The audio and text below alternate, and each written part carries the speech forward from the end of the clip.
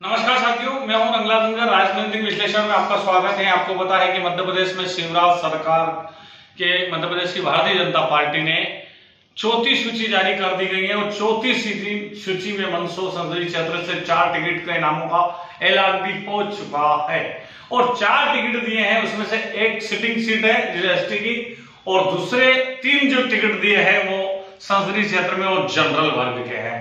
मतलब तीनों उम्मीदवार जनरल से उतार दिए हैं। जनरल से इस प्रकार है, हम बताइए।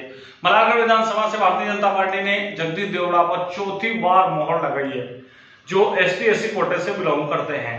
अब मंदसौर विधानसभा की बात करते हैं। मंदसौर विधानसभा में भारतीय जनता पार्टी ने यशपाल सिंह परिवार पर यशपाल सिंह सिसोदिया पर चौथी बार मोहर लगाई है और उनके परिवार में यह तीसरी पीढ़ी को टिकट में दिया जा रहा है, जो वंशवाद के एक मूल कारण माने जाते हैं। जो भारतीय जनता पार्टी वंशवाद पर कांग्रेस को पानी पी पी कर फूंकती है, आज वो भारतीय जनता पार्टी वंशवाद पर टिकट दे रही है और वंशवाद की मूल जड़ है यशपाल सिंह सिसोदिया, क्योंकि इनके परिवार में भी कई टिकट मिले हुए हैं और यही माना जा रहा है और वो जनरल कोटे से भी आते हैं।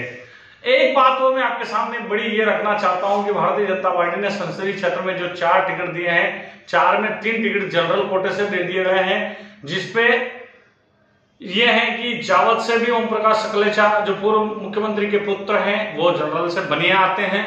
अब सीधे आप आइए सुवासरा विधानसभा से जी हरदीप सिंह डंग, जो जनरल वर्ग से ही बिलोंग करते हैं या अल्पसंख्यक उनको माना जा सकता है।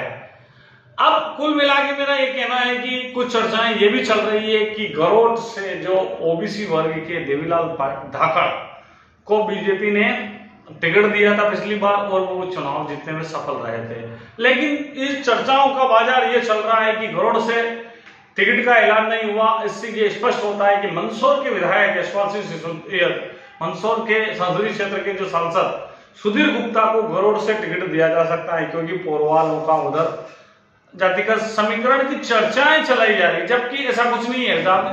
सुवासरा विधानसभा में इनका बहु आया थोड़ा बहुत माना जा सकता है, लेकिन जिस तरीके से मध्य प्रदेश में भारतीय जनता पार्टी ने केंद्रीय मंत्रियों के अलावा 7 सांसदों को जो टिकट दिया है, उस टिकट में इसी के तहत गुजरात पैटर्न पर मंदसौर जिले संसदीय क्षेत्र से भी सांसद सुधीर गुप्ता को चुनाव मैदान में उतार सकते हैं। इस प्रकार से मंदसौर जिले में बीजेपी को ओबीसी वर्ग पर विश्वास नहीं जताया है और ये 65% 52% ये जाति वर्ग का बहुआयात संख्या में बिलोंग करते हैं। उसके बाद बीजेपी ओबीसी को फॉलो नहीं कर रही है। ओबीसी के वोट जरूर बीजेपी को चाहिए।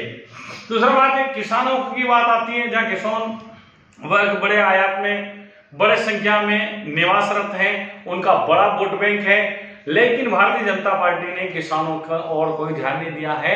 किसानों को बीमा और मुआवजा भी सरकार ने देना था, लेकिन वो अभी तक कुछ किसानों के ही खातों में पहुंचा है, जो ऊंट के मुंह में जीरा माना जा सकता है। लेकिन एक बड़ी बात आपके सामने में निकल के ये बता रहा है कि जिस प्रकार से गरुड़ का टिकट बदलने की चर्चाएं चल रही है और 5वीं जो सूची आएगी उसमें स्पष्ट हो जाएगा कि मंदसौर जिले के गरुड़ विधानसभा से किसको टिकट दिया जा रहा है। अगर वहां से भी बनिए सुधीर गुप्ता को अगर टिकट दिया जाता है तो ओबीसी के पूरी तरह से संख्या या यूं कहा जाए ओबीसी अपना वजूद खो देगी और भारतीय जनता पार्टी ओबीसी वर्ग पर विश्वास व्यक्त करने वाली नहीं है।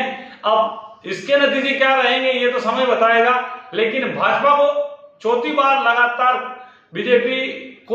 भाजपा को ओबीसी पर कोई संकोच नहीं है, कोई चिंता नहीं है। अब देखते हैं कि ओबीसी वर्ग इनका कितनी झोली भरते हैं और कितने बढ़ चढ़ के इनको वोट देते हैं, ये समय बताएगा। धन्यवाद, थैंक यू सो मच।